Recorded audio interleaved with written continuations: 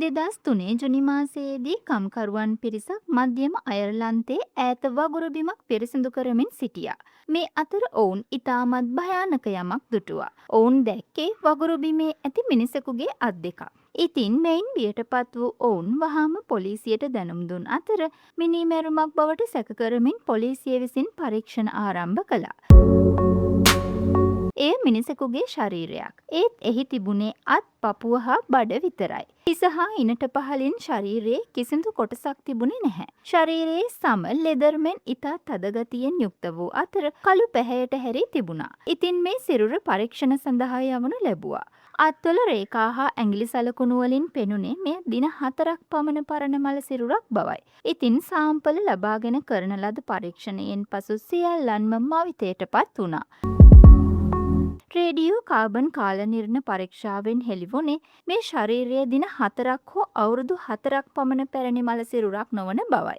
ඇත්තෙන්ම මෙය අවුරුදු 2400ක් පැරණි මල සිරුරක්. ඉතින් මේ ඔප්පු කරන්නේ කොහොමද? පුරාණ අයර්ලන්ත රාජධානියේ තීරණාත්මක කාර්යභාරයක් ඉටු කළ මේ මිනිසා කවුද? ඔහුව මරා දැමුවේ ඇයි? මිය යාමට පෙර දිනේ ඔහු කෑවේ මොනවාද?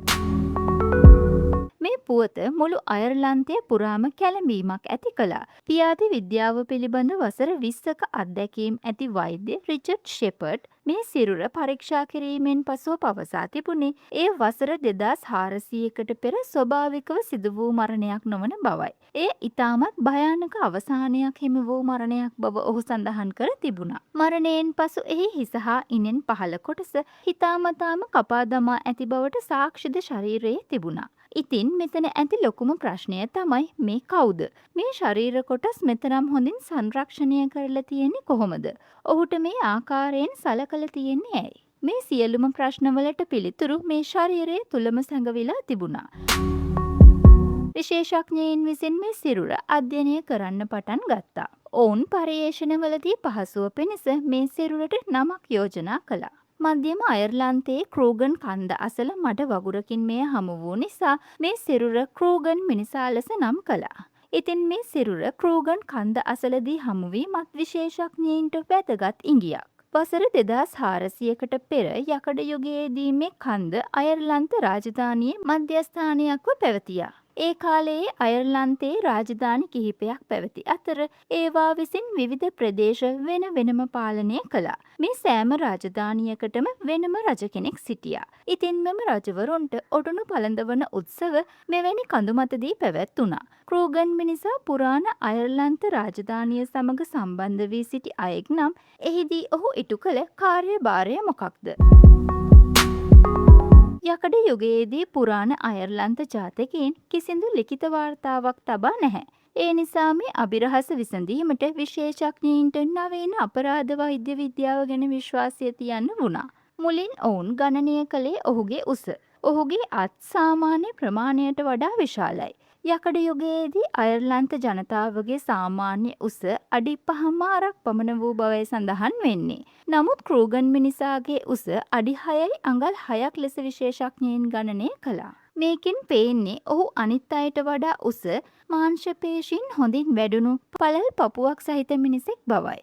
ඉතින් ඔහු රණශූරයෙක් එහෙමත් නැත්නම් වෙහෙස මහන්සි වී වැඩ කරන කම්කරුවෙක් හෝ ගොවියෙක් විය හැකි බවට යෝජනා කළත් ඔහුගේ ශරීරයෙන් ලැබෙන සාක්ෂි වලින් පෙනී ගියේ එය එසේ නොවන බවයි. ඔහුගේ නියපොතු සමීපව පරීක්ෂා කිරීමේදී ඒවා කපා පිරිසිදුව තබාගෙන ඇති බව පෙනී ගියා. මේ නිසා ඔහු කම්කරුවෙක් හෝ ගොවියෙක් නොවන බවට තහවුරු වුණා. මොකද ඒ කාලේ එවැනි පහසුකම් තිබුණේ ඉහළ පෙළේ අයට විතරයි. ඔහුගේ පිළිවෙලට කැපූ නියපොතු වලින් පෙන්නුම් කළේ ඔහු සමාජයේ උසස් පුද්ගලයෙකුව සිට ඇති බවයි. ඒ වගේම ඔහුගේ වම් අතේ තිබී හමු වූ අත්පලඳනාවෙන්ද ඔහුගේ පෞරුෂය ගැන බොහෝ දේ හෙළි වුණා. එය සම්වලින් සාදා තිබූ අතර තඹ මිශ්‍ර ලෝහ ක්ලිප් එකකින් සරසා තිබුණා. විශේෂඥයින් විශ්වාස කරන්නේ ඒ දවස්වල එවැනි අත්පලඳනා පැළඳ සිටියේ සමාජයේ ඉහළ පුද්ගලයන් බවයි. මේ අත්පලඳනාව සූර්යාට පූජා පැවැත්වීම සමග සම්බන්ධතාවයක් ඇති බවද එහි ලෝහ කොටසේ හිරු සලකුණක් ඇත්තේ ඒ නිසා බවද විශේෂඥයින් පෙන්වා දෙනවා. මේ නිසා මොහු ආගමික නායකයෙක් විය හැකි බවටද මතපල කෙරුණා. මේ සිරුර සොයාගත්තේ වගුරු බිමක තිබී. ජලය හා කුණු වූ ශාක මිශ්‍රණයක් මේ ශරීරය වසර 2400ක් ආරක්ෂා කළා. මේ වගුරු බිමේ ඇති කුණු වූ ශාක ජලය ආම්ලික කරනවා. මේ නිසා සම ඉතාමත් දැඩි ගතියෙන් යුක්ත වන අතර අභ්‍යන්තර කොටස් කුණුවීමෙන් හා දි รา පත් වීමෙන් වළක්වනවා.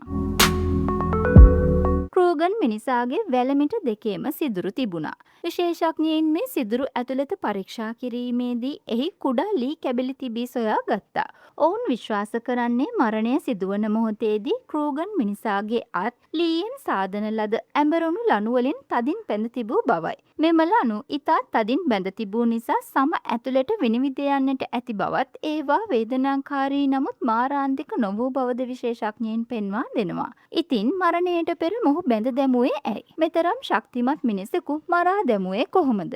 පරීක්ෂා කිරීමේදී සොයාගත්තේ බෙල්ලේ පිටුපස කැපුම් ඇති බවයි. මෙයින් පැහැදිලිව පෙන්නුම් කළේ මරණය සිදුවන මොහොතේදී මොහු දනගසා ඉදිරියට නැමී සිට ඇති අතර පිටුපසින් තියුණු ආයුධයකින් බෙල්ල කපා ඇති බවයි. විශේෂඥයින් පවසන්නේ මේ ආකාරයෙන් බෙල්ල කපා දැමීම දඬුවමක් ක්‍රියාත්මක කිරීමක් ලෙස සැලසුම් සහගතව කර ඇති බවයි. එය හදිසි අනතුරක් හෝ සටනකදී සිදු වූ මරණයක් නොවන බවද ඔවුන් පෙන්වා දෙනවා. ඒ වගේම ශරීරයේ තිබූ තවත් තුවාලයක් මේ අභිරහස හෙළිදරව් කිරීමට උපකාරී වුණා. ක්‍රූගන් මිනිසාගේ වම් තනපුඩුව පිහියකින් කපා ඇති බව පෙනෙන්නට තිබූ අතර එය යම්කිසි දෙයක් සනාථ කිරීමට තබන ලද සලකුණක් හෝ පුරාණ චාරිත්‍රයක් විය හැකි බවට විශේෂඥයින් පෙන්වා දෙනවා. මේ ක්‍රූගන් මිනිසාගේ සිරුර සොයාගත් වසරේම මේ කඳු වැටියට කෙටි දුරකින් පිහිටි අයර්ලන්තයේ මීත් නම් වගුරු ප්‍රදේශයේ තිබි තවත් මල සිරුරක් හමු වුණා. මේ සිරුර ක්ලෝනි කේවන් මිනිසා ලෙස නම් කළා. පුදුමයට කාරණාව තමයි මොහු මිය ගොස් ඇත්තේත් ක්‍රූගන් මිනිසා මිය ගිය කාලයේමයි. ඉතින් විශේෂඥයින් මේ සිරුරු දෙක අතර බොහෝ සමානකම් දුටුවා. මොවුන් දෙදෙනාගේ සිරුරු හොඳින් සංරක්ෂණය කර තිබුණා. ඒ වගේම එකම කාලයේ ජීවත් වූ අය සිරුරු හමු වුණේ එකිනෙකට සමීප ස්ථානවලදී. දෙදෙනාගේම ශරීරයේ පහළ කොටස් තිබුණේ නැහැ. වැදගත්ම කාරණාව තමයි දෙදෙනාගේම වම් තනපුඩු අතුරුදහන්. ඉතින් මේ කාරණාවලින් පේන්නේ මේ ඝාතන දෙකම පිටුපස තනි කණ්ඩායමක් සිටින බවයි. විශේෂඥයින් සත්‍ය හෙළි කර ගැනීමට දැන් ඊටාම ආසන්නයි. ඔවුන් මේ දෙදෙනා කවුද යන කාරණාව පස්වන සියවසේ ආගමික ග්‍රන්ථයකින් සොයා ගත්තා. එය මේ මරණ සිදු වී වසර 900කට පසු සෙන්ට් පැට්‍රික් නම් ලේඛකයෙක් විසින් ලියන ලද ග්‍රන්ථයක්. පැට්‍රික් ලියා තිබුණේ පුරාණ අයර්ලන්ත රාජධානියේ රජුගේ පපුවේ ඇති පුඩුව ඉතා වැදගත් සලකුණක් බවයි. මිනිසුන්ට තම රජු බලයෙන් ඉවත් කිරීමට අවශ්‍ය නම් ඔවුන් රජුගේ තනපුඩුව කපා දමන බව ඔහු සඳහන් කර තිබුණා. උස පිළිවෙලකට කපා ඇති නියපොතු අත්පලඳනාව තනපුඩුව කපා තිබීම යන කරුණු වලින් පෙනෙන්නේ ක්‍රූගන් මිනිසා හා ක්ලෝනි කේවන් මිනිසා සාමාන්‍ය මිනිසුන් නොවූ බවයි. මොවුන් දෙදෙනාම වසර 2400කට පෙර පුරාණ අයර්ලන්ත රාජධානියේ රජ කළ රජවරු දෙදෙනෙක්. එහෙමනම් මේ රජවරු දෙදෙනා එකම කාල පරිච්ඡේදයකදී මරා දැමුවේ ඇයි? මෙය චාරිත්‍රයක්ද? නැත්නම් මොවුන් දෙදෙනා නිසා රාජධානියට විශාල පාඩුවක් සිදු වුණාද? විශේෂඥයින් මේවාට පිළිතුරු සොයාගත්තේ මල සිරුරු හමු වූ වගුරු බිමෙන්. වගුරු බිමක් කියන්නේ හරියට ස්තර කිහිපයක් ඇති කේක් එකක් වගේ. මේ ස්තරය සෑම වසර 12කට වරක් සෙන්ටිමීටර් 1කින් වර්ධනය වෙනවා.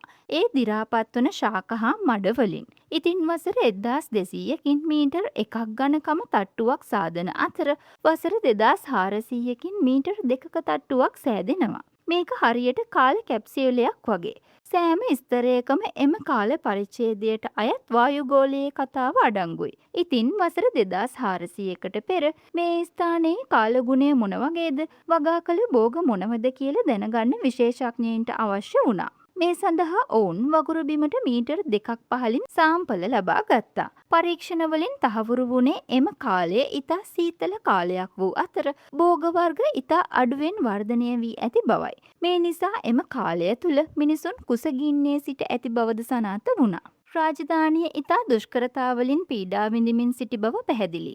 මේ තත්ත්වය තුළ ජනතාව කෝපයටපත් වුණා. පුරාණ රාජධානිවල ජනයා විශ්වාස කළේ සමෘද්ධිය සම්පූර්ණයෙන්ම රඳා පවතින්නේ රජු මත බවයි. ඉතින් රජු රාජධානිය සමෘද්ධිමත් කිරීමට අපොහොසත් වුණොත් ඔහුව නිරපා හරිනු ලබනවා. සමහර විට මේ නිසා ජනතාව තම රජු බිලි පූජා කොට නව රජෙකු තෝරාපත් කරගත්තා වෙන්න පුළුවන්. තනපුඩු කපා දැමීමත් මේ පුද්ගලයා ඊළඟ ජීවිතයේ කිසිදා යලි රජ නොවන බව තහවුරු කිරීමට කළ දෙයක් බවද විශේෂඥයින්ගේ මතයයි. ඉතින් ක්‍රූගන් මිනිසා තමාව බිල්ලට දෙන බව දැනගෙන සිටියාද.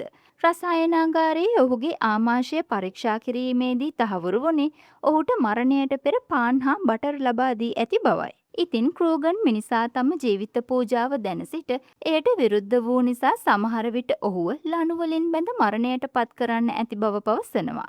ක්‍රූගන් මිනිසා හා ක්ලෝනිකේවන් මිනිසා පුරාණ අයර්ලන්ත රාජධානියේ විසු අවාසනාවන්ත රජවරු දෙදෙනෙක්. කාලගුණය වෙනස් වී ආහාර හිඟවී පීඩා පැමිණි විට මිනිසුන් රජුන්ව සිංහාසනයෙන් ඉවත් කළා.